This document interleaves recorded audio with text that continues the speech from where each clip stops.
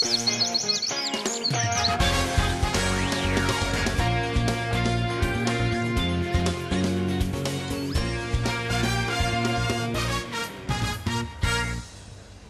12 van de Tallships races in Haas en wij doen een verslag. Omroep Friesland op radio, door televisie, internet. En nou hier goeioen en welkom bij Simmery Friesland Tallship Races 2014. Wat doen we het? Nou, we willen wel weten hoe het libben om boord is van zo'n Tallship. En hoe gaat het bij gelijks maar de Itensiederij. Topkok Marco Poldervaart zie ik het dat voor u uit. Vanzelfs heb ik het wedstrijdverslag van de Solar Challenge. Zij moesten het programma vol omgooien hier in Haas, alles te krijgen maar de drukte. En we hebben hier aan tafel twee gasten. Klaas Gaastra, kapitein van de Bark Europa. Krijg we rond naar 18 maanden voor het Westen wijzen. Hoe is het om hier nou weer in Haas te lezen? Ja, dat is wel even thuiskomen weer. Weer in Nederland en helemaal in Friesland.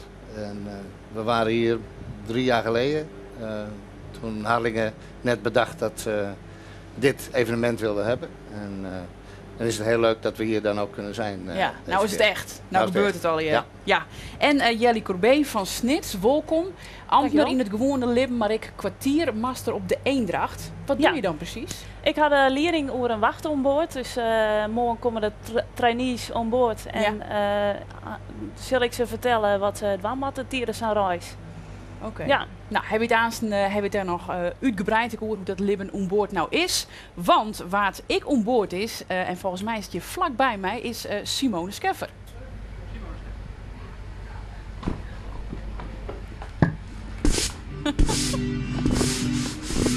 Ja, Miranda, het is wat dreig al, ja, maar ik ben hier aan dek scrobben op de Gulden Leeuw en dan een microfoon bij te houden en een biesem. Dat is natuurlijk wel wat dreig. Dus ik liet Sophie, de stuurvrouw van de Gulden Leeuw, het werk nog even aan. Wel even terug in, Sophie. Want ik zet hem even aan de kant.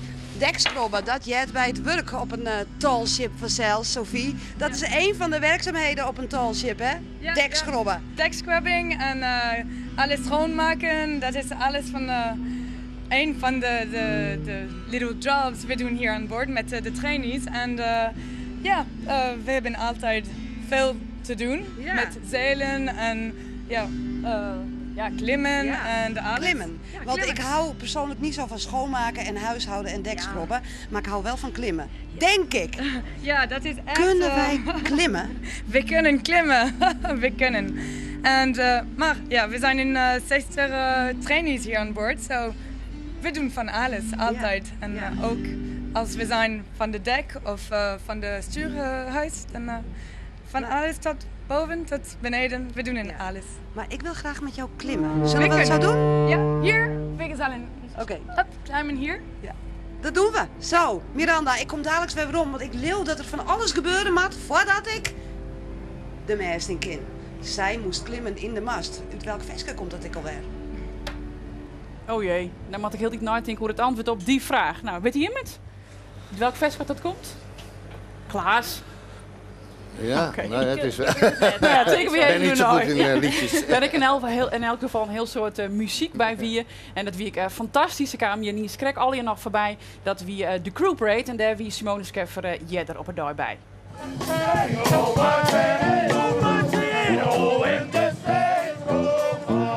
Hier in de binnenstad van huis is het op dit stuit. Het is nou kwartier of jaren grutfeest. Want de Crew Parade vindt plak.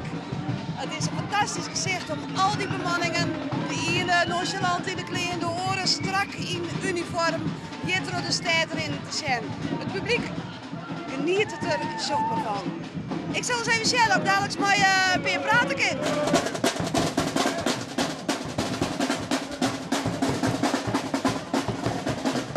Waar zijn jullie van? Al die boten, de Rupel en de Leader en de Morning Star of Revelation. Ja, maar u loopt mee met de Engelsen, of niet? Ja, de Leader. Ik ben liaison officer voor ze, dus dat de verbinding moet ik even meedoen, hè. Oh, wat ziet dit er mooi uit. Dankjewel. Ja, dat hoort erbij, hè. Je moet wel leuk meedoen met alles. Wat een feest, hè? Ja, fantastisch. Ja, heel mooi. Fantastisch allemaal, het mooie weer. Het is heel mooi gedaan.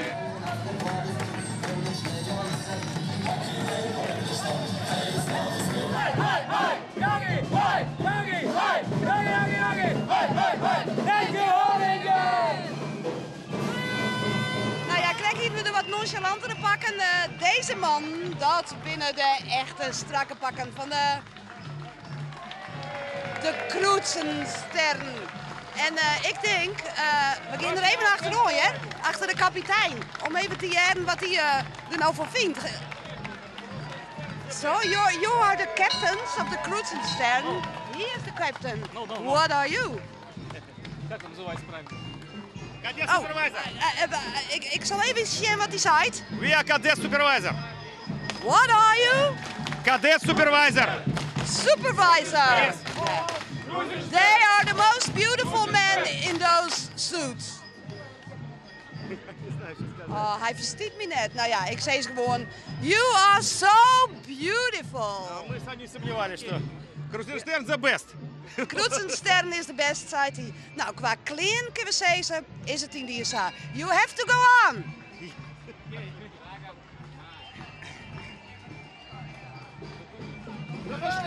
Разошлись.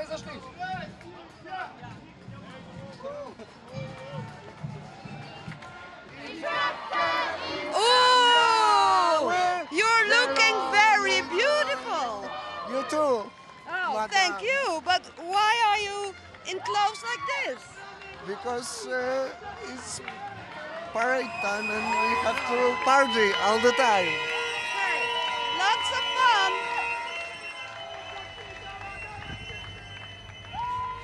Hier een grut feest dus, die crew parade. En nog even leuke contacten op die maar de kapitein Simone. We zullen uit het skip van de dag en dat is Juwet de Neeltje. En dat is een van de lietsere tolships in dit grutte geweld van die hele grutte skip.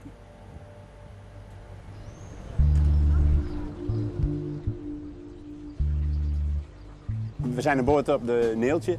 Het is een haikutter gebouwd in Denemarken in 1917. Wij hebben hem zelf al over de 20 jaar zelf in bezit. Ja, we broeken het schip als plezier. Ja, dus als plezierschip. Dus we zullen er een hoop mee in ieder geval. En een hoop naar de eilanden, vanuit Harlingen, Terschelling, Vlieland. Ik ben Niels Korenstra. Ik ben de zoon van Willem, de eigenaar van het schip, samen met mijn moeder, Kalle Comella. En we gaan deze 5 weken, 4-5 weken, gaan we met het schip de tolship races doen. Erg veel zin om zondag de trossen los te gooien. Lekker te gaan zeilen. We zijn hier in onze leefruimte, zeg maar, de woonkamer. Maar ja, gedeeltelijk ook keuken, kombuis noemen we dat op het schip. En meteen ook de doorgang naar alle hutten. Hier eten we ook wel vaak. Als we op zee zitten, dan is het hier toch wel net even iets beter dan misschien buiten als het winderig is. Dit is mijn bed voor de komende 5 weken. En dit is een 4-persoonshut. We zijn nog druk aan het opruimen en alles op zijn plekje aan het leggen. Maar dat is deze dagen zijn er hartstikke mooi voor. En we hopen dat we niet het bed uitrollen.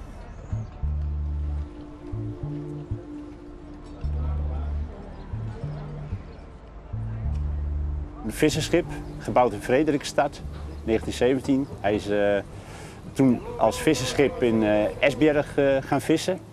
Daar heeft hij gevist tot 1974. Op kleine visjes. Waar we nu zitten, dat was dan echt het visruim.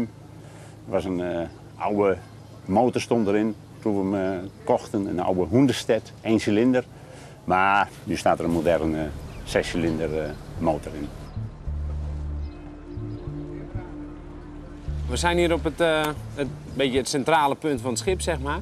Dus hier hebben we een grote tafel op het middendek staan. En hieronder is het woongedeelte. Dus daar komt al het licht nog steeds door de tafel heen. Maar als het weer het allemaal toelaat, dan eten we hier en doen we hier een biertje, gezellig. We hebben hier de koelkast op dek staan.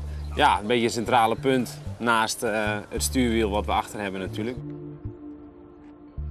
In 1974 is hij uit Esbjerg gehaald, nog als visserschip. En dit jaar is precies 40 jaar geleden dat dat is dan de laatste lap van Bergen naar Esbjerg. Dat we dan weer in Esbjerg aankomen. Dus het schip komt dan na 40 jaar weer in zijn oude thuishaven terecht. Dus dat geeft wel een bijzondere lading aan deze race. Ja, Haas is de thuishaven van Daneeltje. Klaas, je bent dus nou ik weer thuis met een hele 4e reis makken. Ja. Als ik daar in je vraag stellen maar over het mooiste moment van zijn reis, wat is dat dan? Nou, thuiskomen is prachtig. Maar walvissen vind ik een van de mooiste momenten. Wij varen in Antarctica en daar kom je walvissen tegen. Ze zijn er hier nu eentje in elkaar aan het zetten. Ja. Sil. En die walvissen die zien wij ook. Potvissen en bultruggen. En die komen ontzettend dicht bij het schip. Dat bloot indrukwekkend. Dat blijft fantastisch. Ja. Hij die ik wel zien? Nou, voornamelijk dolfijn, maar wel in de Viertek walvissen. Ja, zeker. Dat blijft uniek hoe vaak je het jongen hebben. Ja, hij is het al heel vaak jongen. Ik heb wel verschillende keer een dolfijn jongen. Ja, zeker. Ja. Nou, bist je in Duitsland bist ander op sociale zaken in Leeuwarden. Ja. Maar dan bist ik kwartiermaster op de Eendracht. Ja. Een wereld van verschil. Ja, maar dat is juist het leuke. Onboord dat iedereen een eigen achtergrond heeft. En ja, dat is gewoon een fantastische sfeer wat dat betreft. Ja. Want wat houdt het nou in? Hoe vaak bist je nou onboord, zeg maar? Minimaal 10 dagen per jaar dat we het vregen. Maar ik ben van hier in elk geval nou straks wel 4 weken onboord geweest. Als ik in Frederikstad overstap. Ja. Ja. Is het fysiek ik zwier? Ik zie een heel soort vrouwelijk omstappen, maar is het... Nou, dat is het bewijs dan, hè, dat het kan. Nee, je moet wel in een goede conditie zijn, want je loopt zeewachten. Dus je hebt dan toch een onregelmatig leven. Maar als je daar tegen kan, dan moet dat lukken. Je werkt met elkaar samen, dus je kan het niet alleen. Maar stappen er wel eens meisjes aan boord dat je denkt van, oh, dit wordt hem net? Dit is succesvol? Nee, ik denk dat je iedereen een kans moet geven.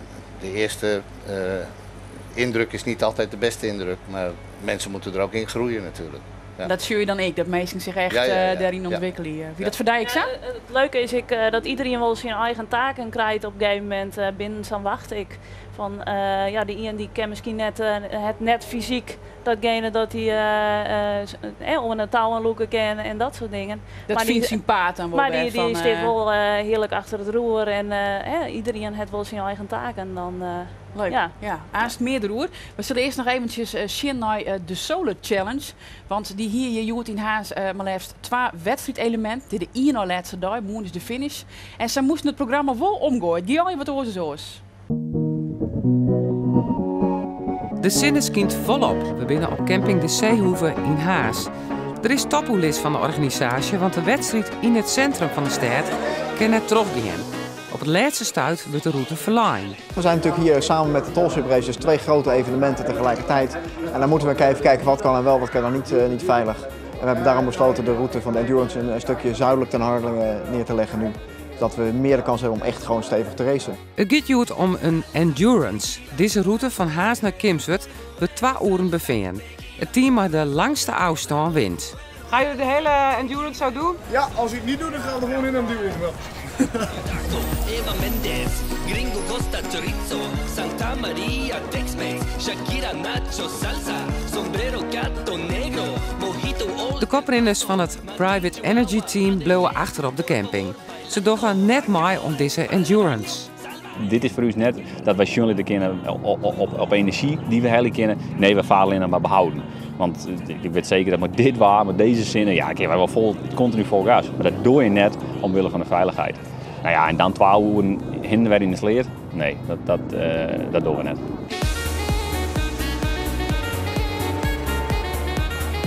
Het besluit om net mee te doen heeft geen consequenties voor het algemene klassement, want de endurance is een apart wedstrijd onderdeel.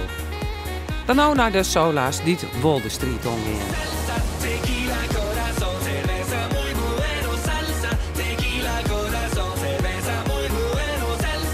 Bij het keerpunt treffen we projectdirecteur Albert Bosgaard.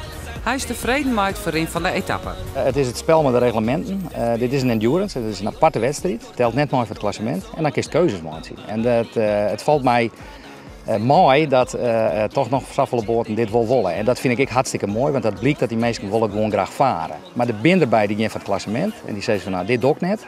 Het ging gevolgen voor mij, dus dit liet ik om je voorbij gaan. De TU Delft sjeest dus een paar keer voorbij, maar dan in lezen ze aan de kant.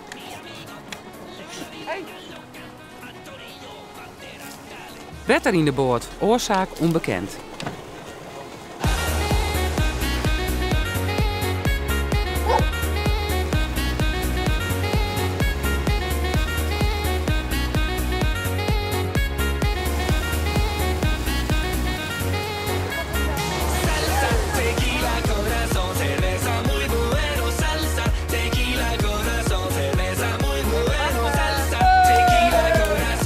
Er is hier ook nog een sprintonderdeel. Daarvan moeten de Solars terug de Tjerk Hirresloezen. Dat staat de wet erop. Dit is een unicum. En Satishen gaat het al hier goed. Het Private Energy Solar Team docht wel mee onder de sprint. En ze winnen de 200 meter met een tijd van 28 seconden. Morgen dan de laatste dag van de Solar Challenge 2014. De etappe gaat dan van Haas naar de Prinsentuin in Ljouwert. Voor de uitslagen van alle wedstrijden kun je zien op de site van de Solar Challenge. En een eind van de dag is nog bekend worden dat de volgende editie van de Solar Challenge start zal in Amsterdam. Dus dat is nog wel leuk om even te melden. Ja, en dan ben ik heel benieuwd dat hier achter mij Simone al hing. Want als ik zo uit de druut zag ik niks. Ja, Miranda, ik ben intussen hier aan de zijkant van het schip. Ik zal klimmen met Sophie, want wat A site moet ik B zezen. Ik liet de trillende handjes even net zien, maar want we gaan gewoon. Sophie, wat moet ik nou doen? Want ik heb een tuigje van die omkrijgen. En wat doen we nou?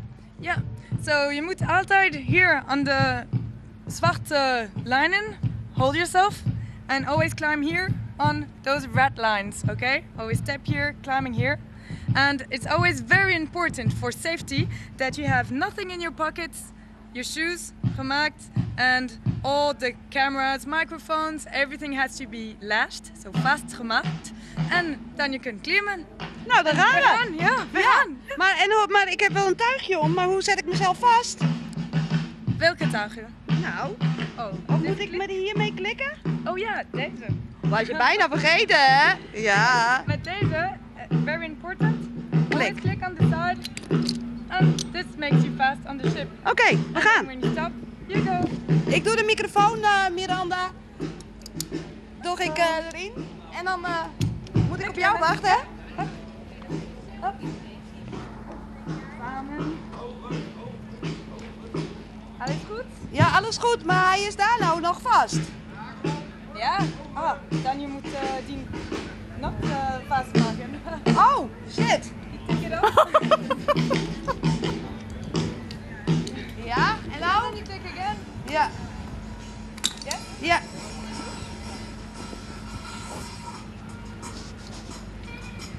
Then click off. Ik vind dit echt super stoer van Simone en ik weet zeker dat zij Sophie, dit is hoog. opredden zal. Wel hoog. Oh my god. Hoe heeg is dit? Weet je hem dat? Mijn microfoon. Die masten die zijn denk ik rond de 40 meter. 40 meter, oké. Nou, dat vertellen we jij dan nou. Nu stuur ik wel hoe heeg gaat het weer. Klaas, je leest een heel soort tallships. Ik heb er net het meeste verstand van. Zo stel mij uitleggen kennen van wat nou wat is, of weet je op lettermatten? Ja, er zijn verschillende types. Maar in principe kun je zeggen dat de schepen met raas, die zijn echt gemaakt voor op zee. Dat past niet door de brug op de Friese meren, zou ik maar zeggen. Dus vandaar dat je verschillende tuigages hebt voor zee en voor binnenwateren. Dit is die van je, hè? Ja, dat is de Europa. Dus dan zie je dat die masten hebben raas. En dat heeft het voordeel, die raas, dat als je een reis rond de wereld maakt, dan volg je de windrichtingen en de zeestromingen. Dus de route wordt bepaald door de passaatwinden en door de moessons.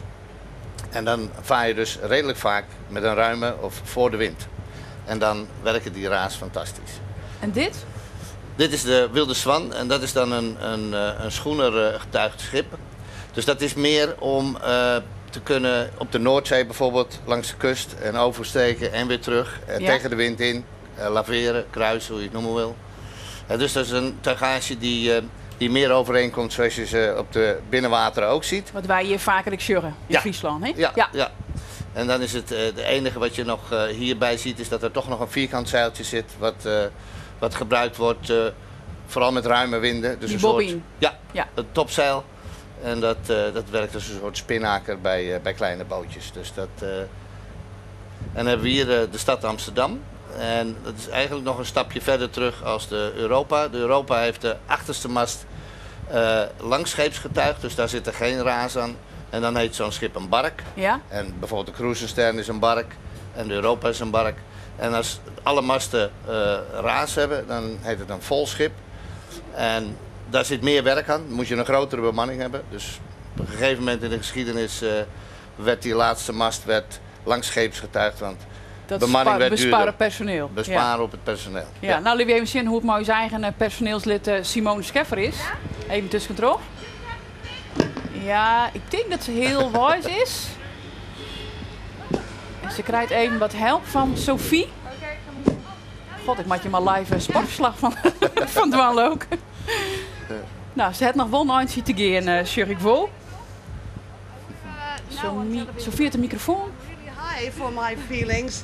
I'm looking over the sea. Oh, meesken. Ik vind het nou al heeg en we moeten nog een stukje. Jij bent nooit bang, Sophie? Nee, nooit. Oké. Ik heb het zoveel gedaan. Ja. Het is echt makkelijk voor mij. Ik ben echt bang. Ja. Nee, ik ben niet bang. We gaan nog verder. We gaan verder. Kan het? Go up. Yeah, we go up. Ik hoop dat ze de arm van de uitsturing helpt. En dan bedoel ik dat ze Bob inkomt natuurlijk. Dit is voor die piece of cake, of net? Ja, nou ja, dan moet ik wel zeggen dat de Eendracht is een schoener en wij hoeven eigenlijk net een Xavier de meer zien. Nee. Maar ik heb wel eens op een oorskip geweest dat we inderdaad de meer zien klommen binnen. Ja. En is dat iets wat je leren wat dan heel makkelijk is? Of, Nou, de eerste keer is best wel even spannend inderdaad. Het kost een soort energie, zeg maar, om op het te komen. Giet er een vrouw van die hier, of komst uit de zielvrouw? Nou, mijn ouders hadden wel een Lietse boot, een cruiser. Zodoende winnen we wel op het Frieske binnenwetter te vinden altijd. En ik ga eigenlijk mijn Zeel Amsterdam kennis maken met dit soort schepen zat hier lezen. En waarom doet het? Wat maakt het voor die distinct? Die kinderen meer zonder? Ja, het is een combinatie van lekker op het wetter met de hallen in de wien en het combinatie met het sociale aspect aan boord. Ja. Contacten met de oren. Ja, zeker. Ja. Voor die is het hobby, maar voor die is het werk, hè? Ja. En dat verveelt net? Nee, het is leuk werk. Je kent het oors? Ja, ik doe het al zo lang, ik kan waarschijnlijk niet anders, nee. Vanaf hoe lang? Ik vaar vanaf mijn 16e. Ja. En hij dan ook nog iets van een thuissituatie? Jawel. Nee, ik heb het goed opgelost. Mijn vriendin is de kok, dus... Aha, dus hier ben ik nog collega's. Ben ik nog thuis. Ja. Ja, keer dan goed. Ja, dan keer je goed met me natuurlijk. Ja. Of doe je dat net? Nee, ja. dat moet wel lukken. Wat is voor jou nou het mooie ervan? Van dit werk? Nou, laat ik zeggen, als je alleen van zeilen houdt, dan is het niet geschikt. Dan hou je het een jaar vol. En dan, want de mensen zijn natuurlijk, je moet de mensen gebruiken om het schip. Je kan dat schip niet in je eentje doen, dus je hebt een vaste bemanning. Op de Europa is dat een mannetje of 15. Ja. En dan heb je dus de trainees of de gasten. En die moeten helpen bij het zeilen. Dus het is geen passagiersschip. Dus ze betalen, maar ze moeten ook nog werken en wachtlopen. Ja. En dat is het leuke, dat je de mensen motiveert om dat te doen. En, het sociale aspect dus eigenlijk. Oh ja, dat is heel belangrijk. Ja. Mensen zijn gewoon 's nachts weer met elkaar aan het praten. De tv doet het niet meer, je telefoon doet het niet meer. Oh. Dus je komt in een andere wereld. Ja. Gewoon weer van mens tot mens, oog tot oog, mond tot mond. Dan ontstaan er mooie dingen. Ja. Mond tot mond, ik. Ook, ja hoor. Er zijn wel heel wat liefdesbaby's geboren op Europa. Niet geboren, maar wel gemaakt of ontstaan. Ja, relaties ontstaan in situaties dat mensen gewoon met elkaar praten. En niet via Facebook, denk ik. Oké. Nou, kent je dat ik? Ja, dat ken ik hoe mooi praten. Ja, en dat gaat zo snel onboord. Want de heeft inderdaad alle tijd om met elkaar in gesprek te gaan. Dus ja, dat is gewoon fantastisch. Als onboord komt en de komt als individu binnen zo'n groep. Ja. En 2 dagen later, dan is het echt al contact. Wereld. Ja, dus, kijk, daar hoor ik van. Ik zie weer even contact met Simone, want hoe fier is die? Ik zie eventjes. Hoe hoog zijn we nu, Sophie? Bijna 30 meter. 30 meter bijna? Oh, 13. Sorry. Ja, en we moeten echt nog een stukje, hè? Ja. Maar eerlijk We zijn gezegd, nog ik durf niet meer zo. Nee? We kunnen nog wel even naar de cameraman zwaaien. Ik vind het al heel hoog. Maar Miranda, echt, ik dwaar eigenlijk net zo volle hegen. Zal ik nog 1 stapje dwalen? Kom op, kom op. Oh my god. Ik vind het echt hoog, hoor. Ja? En het is best wel smal hierboven. Ja, we kunnen niet klimmen in 2 personen hier. Nee. We moeten 1 persoon... Eigenlijk is dit voor 1 persoon. Ja. Dus En eigenlijk is het ook niet zo gek dat ik niet meer verder durf. Of ik moet nog stoerder zijn. Of eerst mee. Zal ik nog eentje doen dan? Ja? Oké, Ja? ik ga nog Kom op. eentje doen. Super. Nee, nou is het goed, hoor. Ja, het is super, super, ja. super. Maar dit het doe is jij ook dus gewoon goed zo. niet te doen, te snel, too fast. Ja, maar... Omdat het is ook zo safety, veiligheid. En Veiligheid. morgen. We gaan boven morgen. Morgen gaan we... Miranda, morgen ga ik naar boven. Het is heeg. Maar het is ik weer zo mooi. Ja, we zien alles van We hier. zien alles. En als Ook het Pink Floyd project dat aan het oefenen is. Nou, Miranda, ik denk dat het wel even klaar is.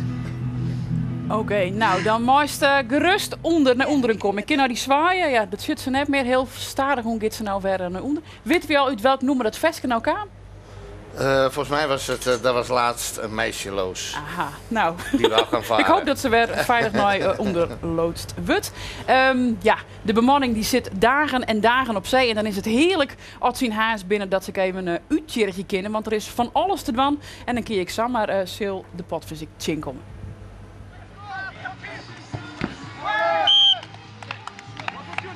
En... Vive la France! Vive la France! Ah, tu es français? Oui!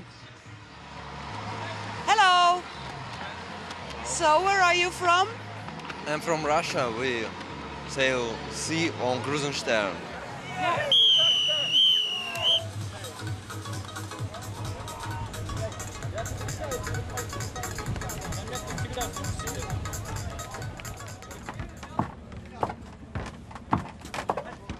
Three, two, one, go! Hey, up! Hey, up! Hey, up! Hey, up! Hey, up! Hey, up! Hey, up! Hij is al terug, 42-20 was het. Russian Marines are the strongest man.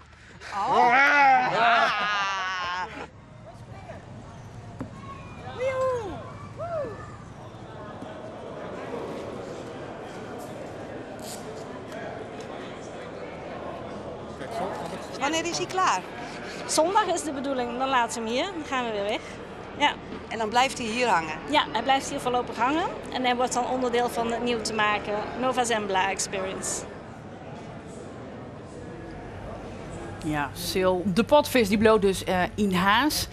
Wat ik in haas binnen dat binnen de meesten van de Solar Challenge. Ze zijn al dagen onderwijs, maar wat doen zij als zij van de boot afstappen? Just toen wien we op camping de Zeehoeve hier in Haas.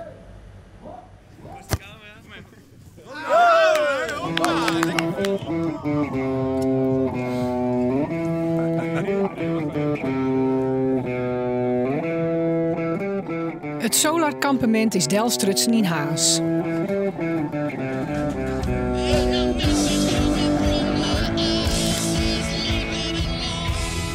En wils het ene team die het had om de talships te beschermen, is het andere team alweer druk aan het klussen.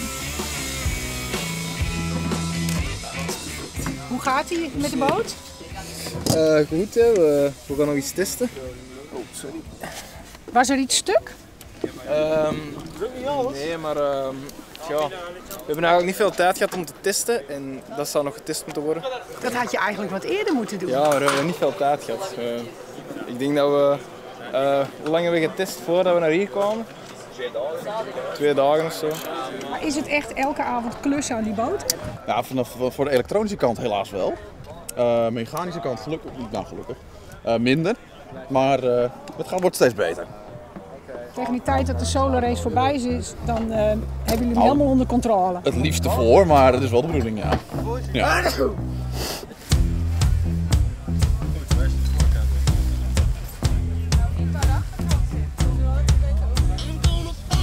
Wees welkom.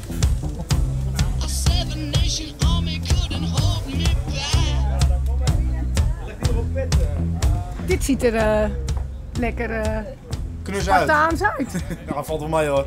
Je ligt van de grond af, dus slaapzakje om en slapen. Maar ik vind het hier echt behoorlijk netjes.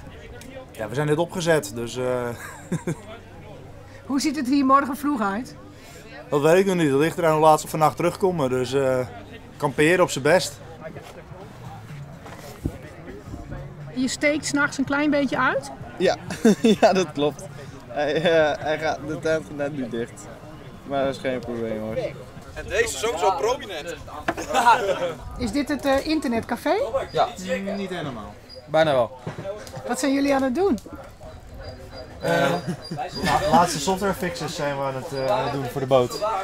Om alsnog proberen het maximale eraan te kunnen meten straks. Om volgend jaar nog weer nog beter te kunnen varen. Hi there. Hi there. I'm still waiting some parts from Germany. It will arrive tonight. So you have to fix it in the middle of the night? Yeah, of course. And race tomorrow, hopefully.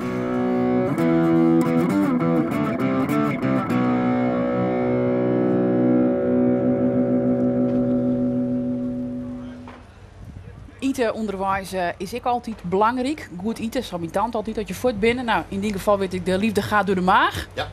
Hoe is dat voor jou? Is het eten natuurlijk lekkerder of aan boord? Onboord smaakt het altijd best. Zeker als je de hele dag bieten binnen, dan les je wel wat eten. Ja. En wat dat betreft moet je de kok altijd te vriend houden. Dat is wel een van de regels aan boord. Ja. Hele goede regel. Uw eigen Haanse topkok Marco Poldervaart, die is wel benijd van hoe het dan gaat. Eten sieren onboord. En hij zocht het voor u uit. Hij ging onboord van de Oosterschelde. Hey, aangedaan, Marco. Zullen we verder? Overheen klimmen?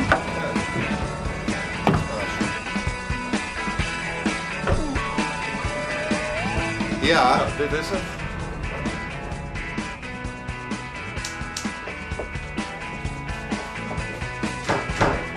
Vandaag eten we een zomerse couscous met gemarineerde kippenkluifjes. Een pikante tomatensaus. Dat is omdat we een wereldgerecht maken met 3 schepen Tekla, Europa en wij zelf. En omdat we dit is onze officiële terugkomst van de wereldreis. Het was een idee van de dames van de Europa om zoiets te gaan doen. Dat mensen die dan op onze open dag komen, die kunnen dan een hapje eten. Ik ga even een beetje helpen. Ja, snijden. Is dat goed? Dan schieten we beter op, hè? Dan moet je het een week vooruit denken, maar heb je grondstoffen nodig voor een week in huis of 2 weken? Hoe moet je dat zien? Nee, we hebben een reis gemaakt van dat je 1,5 maand, 2 maanden op de oceaan bent. Dus dan komt er een flinke bestelling binnen. En op een gegeven moment dan kom je ook natuurlijk aan het blikvoer en dat blijft lang goed. Ja. Dus je moet gewoon een beetje creatief worden met spullen die lang houdbaar zijn. En moet je er niet over nadenken dat jij op een gegeven moment zoveel weken onderweg bent en dat je bijna op het einde zegt, we hebben geen eten meer. Het is op. Het is op, ja. Ik heb het gehad hoor, de aardappels die waren een beetje vroeg op. Ja. En als er iets kapot is? Iedereen hier is heel handig. Iedereen is heel handig. Elke matroos is super technisch en alles wordt eigenlijk wel opgelost. Oké. Heb je ook een bak waar het in kan doen? Wil je het in een pan hebben of in een bekken? Ja, in een bekken, maar die staan dan weer op een hele onhandige plek binnen. Maar kan ook wel in die. Ja, is goed. Ja.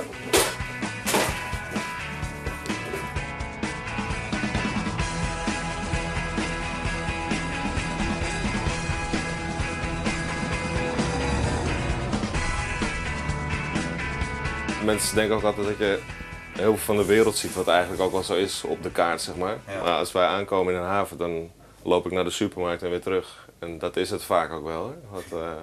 Dus als de gasten van boord gaan, dan is het vaak 's ochtends en dan krijgen we 's avonds alweer de nieuwe.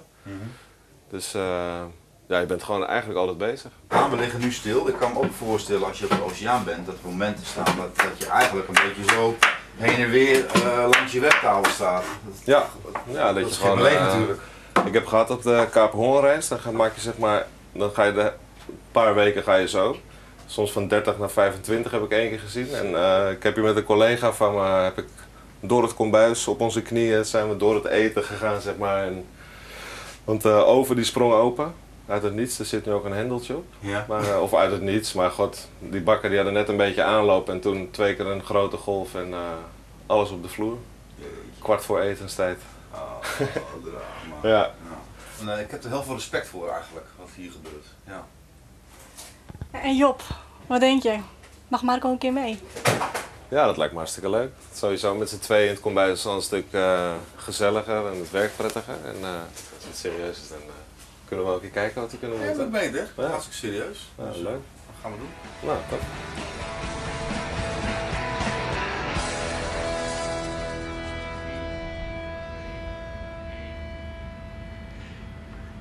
Ja, ik ben weer veilig onder elkaar. Maar dank aan Sophie, onze Française op de Gulden Leeuw.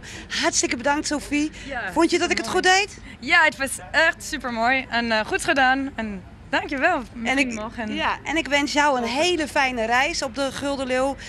Miranda kan wel even op zee nog mee, hè? En dan in de mast klimmen. Ja, Miranda? natuurlijk. Dat is wat we doen. Miranda, Mondo. En dan op zee. En dan op zee, ja oké, dan weer dat zonder camera. Simone Skeffer, dank u wel.